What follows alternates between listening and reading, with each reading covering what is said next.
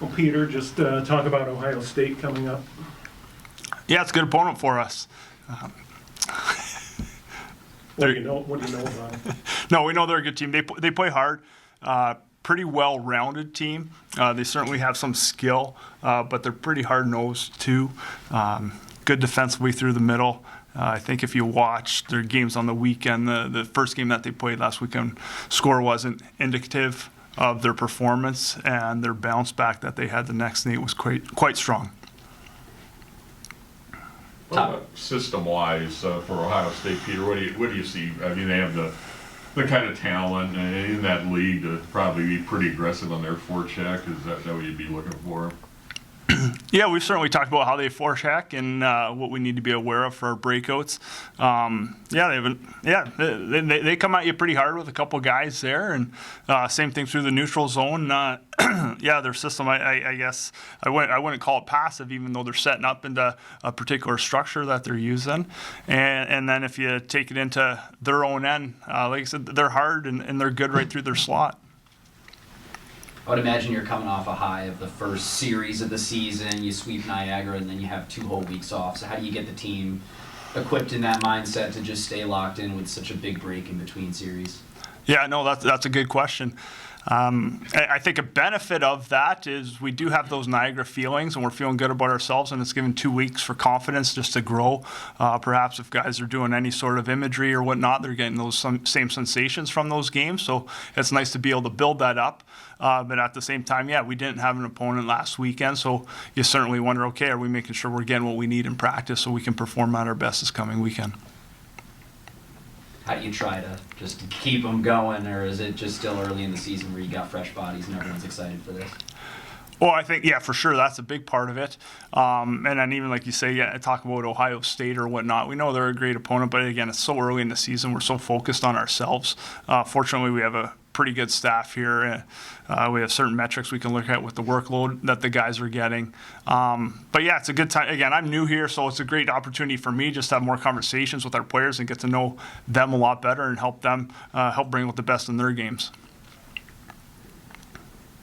You mentioned get to know the players a little bit. What other benefits were there to having the off week this week that you might not have had if you hadn't come right back the next weekend to play? Well, I think first of all, you look at health. So there's something there where it gives players a little bit more time for recovery for whatever they may be dealing with.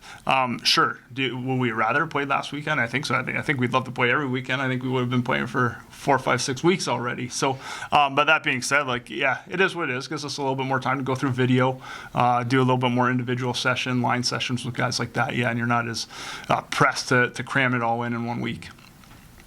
You guys like to stay focused on you a lot, and when you guys go into matchups, what did you learn after that first weekend series against Niagara?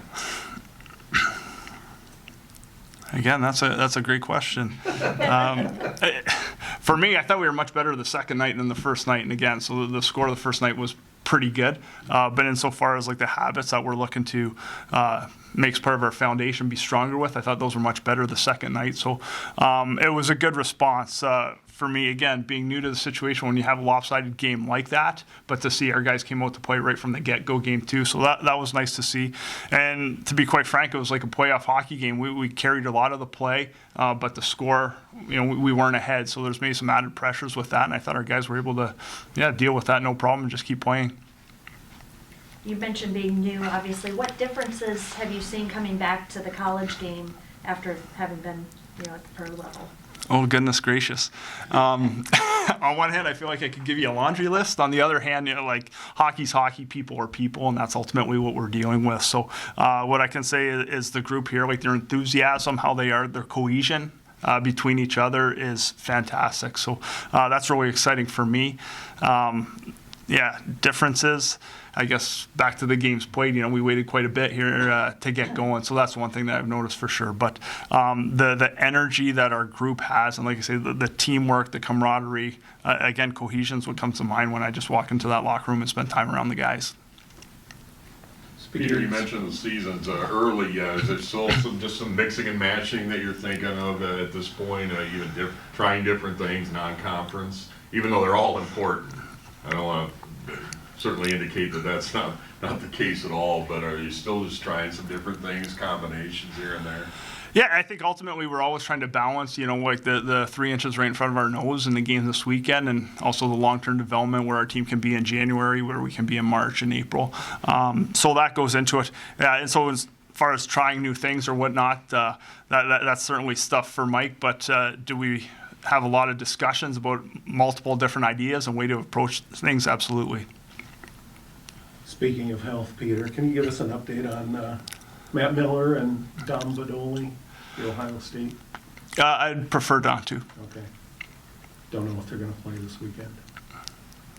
Matt might be in this weekend. Okay.